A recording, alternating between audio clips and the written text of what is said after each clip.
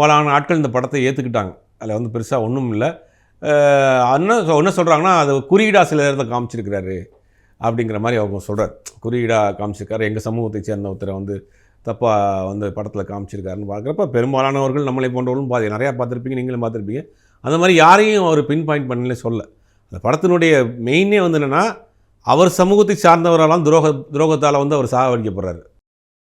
ஆனால் மாற்று சமூகத்தை சேர்ந்தவரால ஒரு பையன் வாழ்ந்து போகிறான். நீங்கள் அப்படி கதையை எடுத்துக்கிட்டிங்கனாலே அப்படி தான் வரும். கபடி வீரருக்கு உதவி செய்கிறது வேற ஒரு சமூகத்தை சேர்ந்தவர். இந்த பாண்டியராஜன் கேரக்டர் கொல்லப்படுறது தான் சமூகத்தை சேர்ந்தவருடைய துரோகத்தினால. அப்போ எல்லா தரப்புலையும் உள்ள நாய நேர்மை ரெண்டையுமே பேசியிருக்காரு இல்லையா? அப்போ இதில் வந்து நம்ம வந்து கோட் பண்ண வேண்டிய அவசியம். ரெண்டையும் பேலன்ஸ் பண்ணி தான். ஆக்சுவலாக இந்த கதை வந்து ஒரு கத்தி மேலே நடக்கிற கதை மாதிரி. கொஞ்சம் மிஸ் ஆனால் கூட அது வேறு மாதிரி பிரச்சனை பெருசாக போயிடும். பட் அது ரொம்ப பேலன்ஸ்டாக பண்ணியிருக்காரு.